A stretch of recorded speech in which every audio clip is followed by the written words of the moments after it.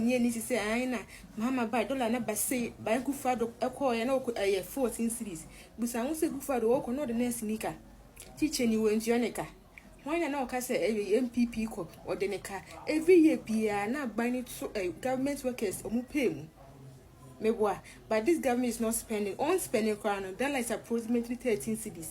Now Mame ma akwaba emfa umbra Ghana nsem TV GH so wo frɛ me adwoa searching ababa we ya okase very beautiful lady na wo show your nurse na wo kyerɛ sɛ obisa question wo throw question we dia mind this for na mo wo position mo ano de dende na mo beje amembo no mu benku na mu nifa no mo kyerɛ sɛ this mo nya hwio nothing could be she ni okotori yem economy na bobuwe because artificial want adio.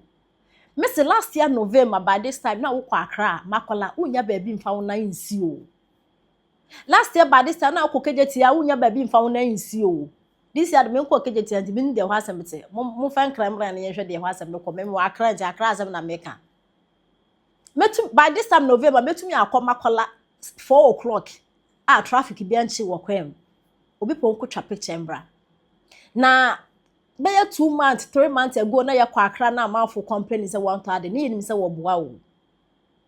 His Excellency John Dramani Mahama Ghana member is not about suppressing the dollar offense say dollar no na cedi na nya hoden o pump sika digu system ni mu adwuma ya futifia wuntu omoka amembu fon ben so no ukokan this fo so why ade Sam George honorable DSTV MP dear STV minister one of the dende na auto position na mu ni membu no his Excellency John Dramani Mahama why embre why akokora Sam Jamfi na Sam George na okuja tabra kwa monja membu ni mu o na de boya no nyeku so ne pensem hu won tosh na esi ni dresse abra na his Excellency the former president na Addo Akufo-Addo Addo gagai Addo Premier e wo so na dollar rate ni 16 enso bu hu se na Addo no ntia nurses foka mu se na Addo no ntia teachers ka ye catch Ghana for mu se monte na say Bank of Ghana so by pump $1.1 billion into the system to stabilize the city be cities in enko show ne be jan ejina abroad nurses for 10 good months ni yenti omuka teachers for yenti omuka youth employment for 10 months ni yenti omuka but me says ka we yenti omuka amana broso after see be inject sister we na $1 ebe ba form no wo se no mo be compare MPP ni ni say aina Mahama by dollar na ba say by Akufo-Addo ekoye na 14 cities but say won say Akufo-Addo wo ko no the next nika teacher ni we ntioneka why na okase MPP ko or the neka every year bia na binding to government workers omu pay mu meboa but this government is not spending on spending crown that is approximately 13 cities. Now would you compare Akufo-Addo say Akufo-Addo 14 cities now me who say I was fagin MPP and no be aka say government no one spending impono have you seen say the dollar and no credit so 13 cities approximately 13 cities. Now would you compare Akufo-Addo ben say Akufo-Addo the dollar ko 15 cities come on I tell you mo enjoy mo fan compare say Akufo-Addo no do bika when nurses for car teachers for no do moka one no do moka o tua ni nyina it's dollar na 14 na yen MPP ni a ontumi nye 10%. Debi o na mum ne kwa abonte dia obegye to be pushie na kwa abonte onso ba na kwagye kat o onso aban so ba na onso ahweme ene ye we are okwagye party fo anim say amodidi agam ka che fomfo ne say omodidi agam nsa nipa no yesa na nipa bone se pa no wa didi sene wo na ogie na ada no anya ma wo why na didi sene wo wa anya de mo anya de mo amoye sa no mo anya de na nka munya di internase kama no tunkura se ko hura kuma o se be hura kuma no paint on ne ho white ebi obi na enye and ni nyina achi no de ekoso amanyimu no ebia anya na sem debi of a ho be enipa ewu onhui enka no one ne man na se 40 electricity bo ekosoro onka bi nkofo nsuo bo ekosoro onka bi the business partners wom enne de ekoso port onka bi the business partners ne dia ne say MPP party foi mabunu no grassroots no obi ade de agya montimo ntoma mame omo ya amade na nkofo keka se omo head da se yenko position yenye party no ne ade no ne ya say. And it is so sad. So sad. Look at the energy and nipa bi de awura the internal elections im. Asa energy no and you say den sojo Mahama ne ndisi amamuo mu a. Keni. Nka ne tu betwi. Keni. And I saw Dr. Baumia nkwa na ne ndisi fo anya. Ende. Obi aka bi adwen election ho. Abani ye de enya na akoka kra e bitimi be defend. Of course. Abro. Ene enne. Enti party for amokoto aba. Moma mani enda ho. Fi wani. Moma mani enda na nsem wo eda de MPP enim ye pa o ye duru abato a. Mo ba tibi o masum. It sounds. Mo ba tibi o masum pa. Ye wie. Enne NDC fo nyina twa mo ho ye campaign ti Addo Baumia adintra.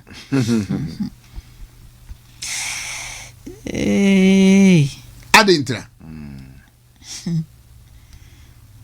To the point that Kevin tell mu nyina betesi ye internal election ye campaign mu ye campaign. Okay, fa ho pen. Kevin tell mu nyina shase ye campaign. Politics. Now politics opponent side no. I was a man who here. You see, your party for the Samanya smarter, Samanya smarter. Abonte so for any of you for me be carbon, Edianya. Edia Bonia, ye benu ye hunu. Look at the trajectory. Prior to 2024 elections, Asofua no motion come a preachy etia MPP. This same Asof want to choose a flag bearer for the MPP. And you think they wish as well? You think they wish as well? So for now, and you more the preach it here MPP no. John Mahama baye, and near mano can also preach it 10 minutes. I think go preach it by 40 minutes because and near mano I say more. I double. But on count wasam. Sounds of one as who can you be the number 2028 you nipa way.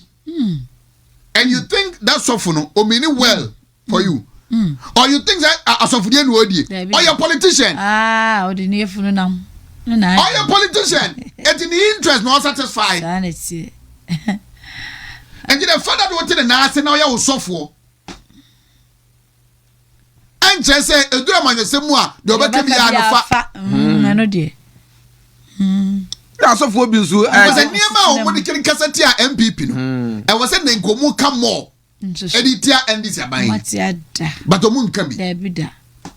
Sani Pana say or MPP ye to move unless I'm more called Coco Toba many pass mercy. Adaya also Asurai. Adaya when you each a prophecy.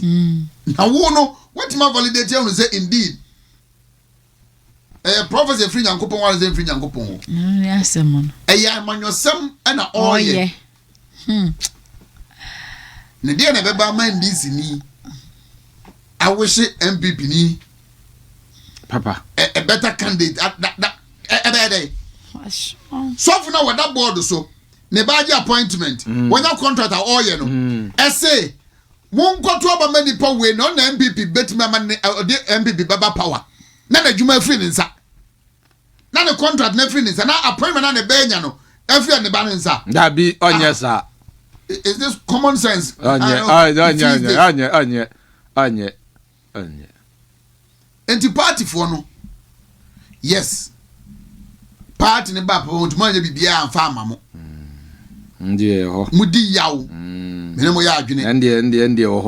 Ndie ho pa. Abufu ho. Abu ho pa. Nanso nya NPP so a. Ba ni panum no. So obi ani hu fo a, obi ani hu fo. Obi di hu fo a, eyom nya di hu fo. Tano mu nyina wo mana. Omu nyina wo. And then one of the candidates, you know, test control your programmer. Or sending a message class omra obaba. Se wan kono ho na official wan go invite no mpo na send the message text messenger set test call for program ewo institution A or B omra obeba can you not test call for pesika kura they organize programs enye sika o embe me ko ka asem we ema on bedi matema but go and ask our Tescom guys and ladies no say any permanent appointment to national service hey wo kwai na fe no free honom institutions by and no more national service placement o mo bre pa o mo nya bi they will mention Ghana Gas, they will mention Bust, they will mention NPA. Why hono I'm telling you hey hono so test conference me boa wo meka the hono na do me say institutional not test conference per appointment national service placement o mo bre pa there was NPA Ghana Gas hwani na hono no hwamna na tete o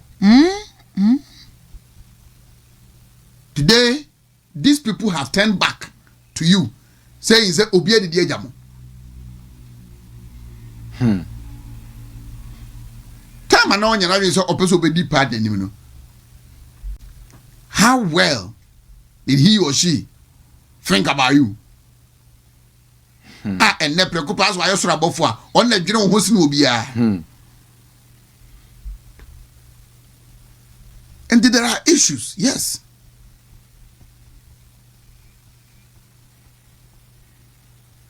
and they go and look at quarterly common fund NDC MMDCC yedema wa monyenko your former MMDCs ni bi enyanka almost every day or to radio so na okasama party but no plan say na common fund ma respectfully yes me bu o mani tiase me go mani mase respond say o masetremu ene enye o masetremu nye MMDCs no mo bre former afo no o mo bre why na tua o ma no why sika na boso me nsa bia wo se ekono bi o machi no fan chemi we so mesra wo patcho so we ndisi mani obi at but mostly mo mbo ebre no atwena no nye first and foremost oma bon 2 omani brade 3 wo mo kon do moja number 4 nyansa ye de dwene no ebi ni wo ntem ndis ni nyansa o woni nyansa odi be kunipa nyansa odi be sayi obi nyansa odi be titi obi nyansa odi be bu obi at nyansa odi be gi obi adwuma free no ene nyansa ndis for na say yenya malaria problem bi and she say be ni betumi dey solve and ndis don't come with none. And that is why they have led this country for so many years. You ask them for social intervention, they start insulting you. You ask them what have they done, the first thing they come to your page to do is to insult. Not to even, and at least go read this. Oh, boy, and say data bank and your real bank na your security and no credit. Now can we read this? Say I am pam. The abrafele say can yampa. Oh, boy, said the bear next time crano. Ube shame no hana mentumi ameka said you there be and this link on YouTube move. It's going against NDC. This idea. Oh, boy, that is said the akwasi bia be gina haye. Asemo amaka. Asemo ato force in Bank of Ghana. Almost select one with the other two guys that will be anim. Obi anim say data bank is part of the security bankings that are actually supporting Ghana to get loans even today. Obi anim, Obi or parking can be anim, cause all pictures say open so and this needs now say hey throw. Hey throw. I don't get it. Just say me why they pride themselves with foolishness. Oh yeah, the oh be wall nakano NDCL Takashino okay yo just yeah the yeah sebi yenim say abon yenim say yensia de yenim say Jimmy enye hwe ekra sebi ye be gidigidi ye be Jimmy na arehu se ma woman say Omo Jimmy pa no ye mia omo di Jimmy ye pa no ye mia no into beuna odi actually after 2 years after 2 years so when you the other China all politicians are the same all there be all politicians are not the same. You just choose not to let your mind work. And that is where it has landed you where you are. And this for diatro, diatro. Yeba mam Women's Bank. Yeba mam say. Yeba yanko konketenkete. Obi ebenye biya yen. And then yes, a cotton poultry akoko 70 Ghana, 75 Ghana. Never start a poultry in Kokon Kitten. And some Ghanaians think this is politics. Mojane said the air course on your politics. Uyamun should show say, and then ya done it, the whole media no a charge and pay media. Ah, ne diane say, Mr. Just said, the me yan say, I send to me see. Now your free media guys, Charlie, Joanna can be mammy. Media guiding himself, the all can hear true. Now, so what this guy? Into be catro. I Kufuado mano, one more for Ghana plane, no, and nobody acquire shopping, and nobody acquire shopping, and a Ghana plane, and nobody acquire shopping. More found evidence, the brain ye need. Found evidence, bra, ye need. Then now kind. Oh, at that moment, no, now you're the GBB. Moment na NDC for no mo ka say Ekufuado ba no o ma fa Ghana plane e de ko chinchin de ye shopping no na o mo de boss sebi ye tu papa bi asi wo say sa papa ne bibi obeye bia ye nka say enye Ekufuado o twaniti kura mo nka say enye na dia o se Ekufuado twaniti ma wa ka che ne say enye no ombubu ne bo rekra ma o. That is where their demonic things comes inside. That is why I call them demons. Onye bi ma, onu ye bi ma, onu ankasa no ntumi ye bi ma o. But o se do bi aye ma o nye.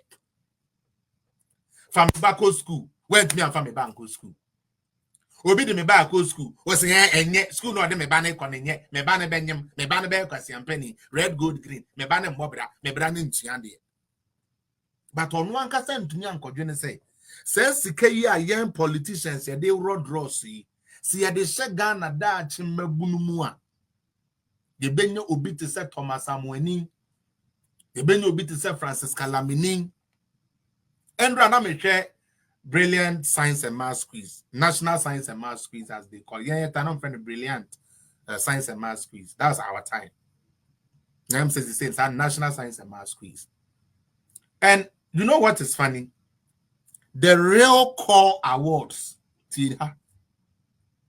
were not won by even the winning team.